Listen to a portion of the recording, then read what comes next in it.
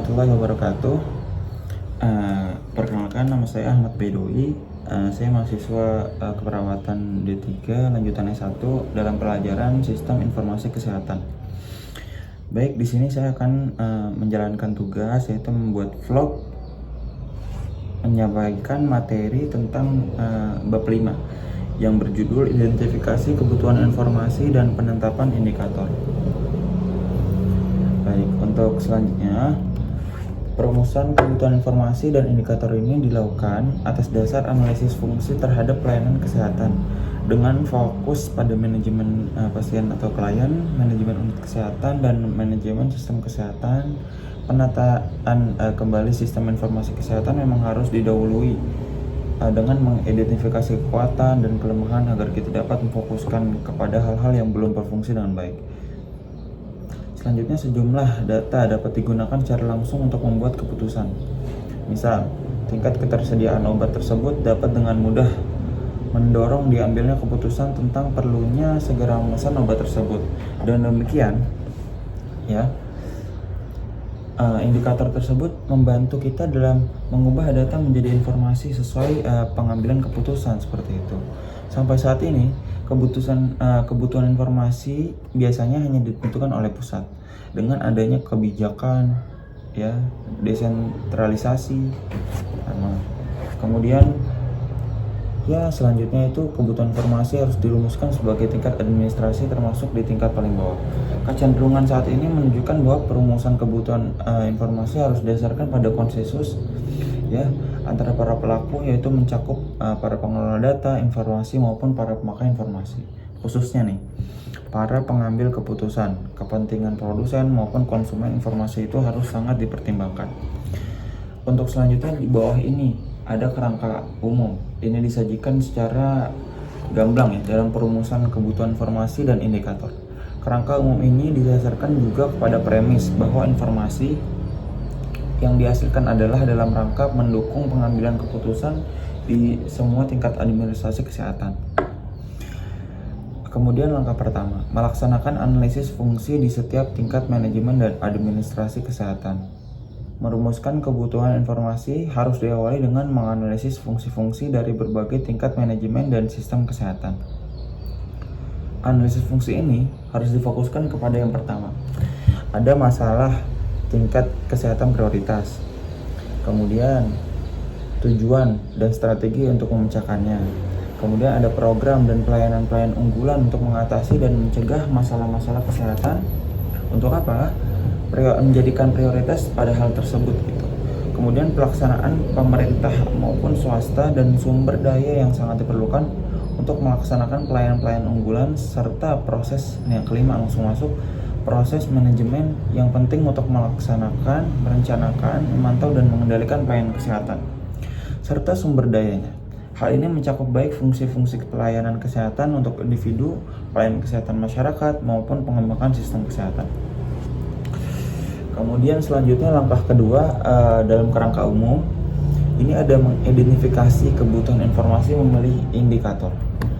Bila program dan pelayanan kesehatan unggulan serta sumber daya telah dapat ditentukan, maka akan mudah untuk mengidentifikasi informasi yang relevan guna memantau berfungsinya sistem kesehatan. Berdasarkan kepada kebutuhan informasi yang telah diidentifikasi, dirumuskanlah indikator yang sesuai. Perlu kiranya diingat bahwa indikator yang ditetapkan hendaklah seminimal mungkin. Oleh karena itu, diperlukan pertimbangan yang sangat cerdas, yaitu expert judgment dalam memilih indikator. Berkaitan dengan ketepatannya, kekhasannya, dan kemampuan mengukur, selain itu juga dipertimbangkan kemungkinan pengumpulan datanya tercakup dalam hal ini adalah penentuan sumber data, ketersediaan sumber daya untuk mengumpulkan data tersebut, frekuensi pengumpulan, cara pengolahan data, dan lain-lain. Oke, untuk selanjutnya ada analisis fungsi manajemen. Pencatatan dalam pelaporan rutin dalam sistem informasi kesehatan harus mendukung 3 jenis fungsi manajemen, yaitu manajemen pasien atau klien, manajemen unit kesehatan, kemudian ada manajemen sistem kesehatan yang ada di setiap administrasi, kabupaten atau kota dan provinsi. Kemudian dengan dimulainya kebijakan otonomi daerah pada awal tahun 2001, kewenangan di bidang kesehatan telah dibagi-bagi ke tingkat kabupaten atau kota di tingkat provinsi. Sehubungan dengan hal ini, maka dirumuskanlah bagaimana sistem kesehatan dan manajemen kesehatan setempat. Bisa kita lihat di sini ada analisis fungsi manajemen. Secara umum, pembagian penyelenggaraan fungsi manajemen ini diletakkan di setiap tingkat administrasi dapat dilihat dalam tabel di bawah ini ya. Bisa kita lihat di sini ada tingkat administrasi, fungsi manajemen, manajemen sistem kesehatan, manajemen unit kesehatan, manajemen pasien atau klien. Di tingkat kecamatan, manajemen sistem kesehatan tidak ada. Akan tapi di manajemen unit kesehatannya ini ada puskesmas, namun sistemnya tidak ada. Kemudian manajemen pasiennya ada puskesmas. Kemudian untuk kota, bagian manajemen sistemnya ini di Dinkes ada, dinas kesehatan ya. Kemudian untuk manajemen unit kesehatannya ada rumah sakit Pemda, pemerintahan daerah, swasta dan lain-lain. Kemudian Dinkes juga. Kemudian sama juga manajemen pasiennya sama seperti unit kesehatan. Kemudian untuk bagian provinsi nih bagaimana? Yaitu manajemen sistem kesehatannya itu ada juga dinas kesehatan. Untuk manajemen unit kesehatannya di sini ada rumah sakit Pemda, swasta dan Dinkes. Kemudian terakhir juga sama manajemen pasiennya ini di rumah sakit Pemda, kemudian ada swasta dan lain-lain. Jadi berbagai macam fungsi manajemen di tingkat administrasi terkait kecamatan, kabupaten atau kota, kemudian provinsi. Selanjutnya fungsi manajemen di puskesmas. Yang pertama ada manajemen pasien atau kliennya. Kegiatan pelayanan kesehatan yang diselenggarakan di puskesmas pada dasarnya dapat dikelompokkan di dalam dua kategori, yaitu pelayanan kesehatan individu yang biasanya dilakukan di dalam gedung puskesmas dan pelayanan kesehatan masyarakat yang biasa dilakukan di luar gedung puskesmas. Adapun fungsi manajemen pasien yang seyogianya diberikan prioritas untuk didukung sistem informasi kesehatan di puskesmas tersebut ada sebagai berikut. Pelayanan kesehatan individu di dalam gedung. Yang pertama manajemen pasien atau klien pelayanan kesehatan ibu pelayanan kesehatan individu di dalam gedung tersebut ya, serta anak keluarga berencana KIA dan KB. Kemudian di sini ada manajemen pasien klien dalam pelayanan gizi, manajemen klien pelayanan imunisasi, dan manajemen pasien klien pelayanan pengobatan. Pelayanan kesehatan masyarakat atau yang di luar gedung ini manajemen klien penyuluhan kesehatan masyarakat, manajemen pasien pemberantasan penyakit menular, dan yang terakhir manajemen klien upaya penyihatan lingkungan. Jadi dari tiga ini bisa kita simpulkan bahwasannya pelayanan kesehatan masyarakat luar ini sangatlah lengkap yang sudah di manajemen pasien atau klien di dalam kegiatan pelayanan kesehatan yang diselenggarakan oleh puskesmas. Yang kedua manajemennya puskesmas nih, manajemen unit puskesmas berkaitan dengan manajemen pasien klien. Sebagai manajer puskesmas, kepala puskesmas yaitu melakukan manajemen terhadap penyelenggaraan pelayanan kesehatan oleh puskesmas sendiri, yaitu untuk mengetahui seberapa jauh mutu pelayanan itu secara umum dan bagaimana efektivitas efisiennya. Oleh karena dukungan sistem informasi kesehatan difokuskan dulu kepada fungsi-fungsi manajemen pasien, maka fungsi manajemen unit kesehatan akan mengikuti pola itu. Manajemen unit puskesmas akan mendapatkan informasi dukungan sistem informasi kesehatan pada hal tersebut. Yang pertama adalah manajemen pelayanan KIA dan KB juga, pelayanan gizi, penyuluhan, kesehatan masyarakat, kemudian ada pemberantasan penyakit, penyihatan lingkungan, dan pengobatan. Untuk manajemen sumber daya, ya, di sini kita bisa lihat ada obat, sarana, keuangan, dan untuk pelaksanaan pelayanan KIA, KB, pelayanan gizi, penyuluhan kesehatan masyarakat, pemberantasan penyakit, penyihatan lingkungan, dan pengobatan. Yang ketiga, fungsi manajemen di rumah sakit umum daerah atau RSUD ya. Sesuai dengan analisis fungsi terhadap fungsi manajemen sejumlah RSUD kabupaten atau kota, dapat disajikan daftar prioritas fungsi manajemen rumah sakit sebagai berikut. Yang pertama ada manajemen pasien atau klien. Rumah sakit pada dasarnya merupakan unit pelayanan kesehatan rujukan, sehingga fungsi utama adalah melaksanakan pelayanan medik. Rumah sakit RSUD kabupaten atau kota adalah unit pelayanan rujukan primer, yaitu rujukan pertama dan pelayanan kesehatan dasar seperti puskesmas. Banyak kegiatan pelayanan medik yang diselenggarakan di RSUD yaitu kabupaten kota. Namun yang kira prioritas dukungan dari sistem informasi kesehatan adalah pelayanan rawat jalan, pelayanan rawat inap, pelayanan rawat darurat, pelayanan penunjang medik, terutama gizi, farmasi, laboratorium, dan radiologi. Dan yang kelima adalah pelayanan kamar operasi.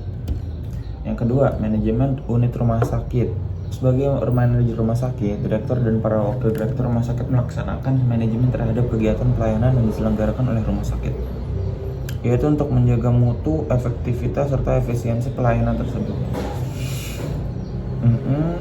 Selanjutnya, karena dukungan sistem informasi kesehatan rumah sakit akan diprioritaskan pada fungsi manajemen pasien atau klien tersebut di atas, maka fungsi manajemen unit rumah sakit pun akan mengikutinya. Manajemen rumah sakit akan mendapatkan prioritas dukungan sistem informasi kesehatan sebagai berikut. Yang pertama ada manajemen pelayanan rawat jalan, rawat inap, rawat darurat, penunjang kesehatan atau penunjang medik, dan kamar operasi. Kemudian ada manajemen sumber daya tenaga kesehatan, obat, sarana, keuangan untuk pelaksanaan pelayanan rawat jalan, rawat inap darurat, penunjang medik, dan kamar operasi juga. Dan ketiga, fungsi manajemen di Dinas Kesehatan Kabupaten Kota. Sesuai dengan hasil analisis fungsi kesehatan, maka terhadap fungsi manajemen dari sejumlah kesehatan dapat disajikan daftar prioritas fungsi manajemen Dinas Kesehatan sebagai berikut. Yang pertama adalah manajemen klien. Kegiatan pelayanan fungsi kesehatan pada hakikat hanyalah pelayanan kesehatan masyarakat. Kemudian ada manajemen unit dinas kesehatan. Manajemen unit dinas kesehatan juga dikaitkan dengan manajemen klien, yaitu dari segi keaktifannya dan penyandanggunaan sebagai daya dalam rangka penyelenggaraan pelayanan kesehatan masyarakat yang sudah ditetapkan seperti itu. Kemudian manajemen sistem kesehatan kabupaten dipantau dan dievaluasi melalui dua aspek, yaitu hasil dari sistem kesehatan berupa pencapaian visi pembangunan kesehatan dan kinerja kerjasama lintas sektor antara kesehatan dan sektor terkait. Pencapaian visi pembangunan, kinerja kerjasama lintas sektor. Kemudian, sedangkan kinerja sektor lain terkait tempat tinggi kabupaten itu meliputi keluarga berencana, promosi KB dan pembinaan keluarga, pendidikan peningkatan usaha kesehatan atau KS dalam agama. Di sini ada promosi kesehatan lingkungan di tempat ibadah, pesantren, dan majelis taklim. Serta bisa kita baca ada perindustrian, sosial, dan swasta. Kemudian ada informasi untuk manajemen pasien. Sebagian besar informasi diolah dari data rekam medik digunakan untuk pengambilan keputusan dalam melayani individu, pasien, klien. Informasi tentang pasien di tingkat manajemen ini di puskesmas ini sangat penting.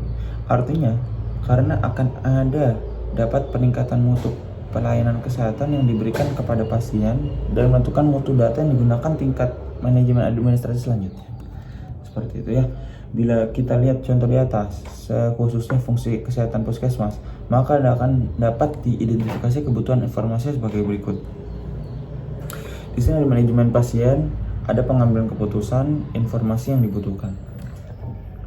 Bisa kita baca ada KIA, gizi, imunisasi, pengobatan, penyuluhan kesehatan masyarakat, pemberantasan penyakit menular, kemudian ada penyihatan lingkungan ya. Bisa kita lanjut ke slide terakhir. Di sini ada indikator ya.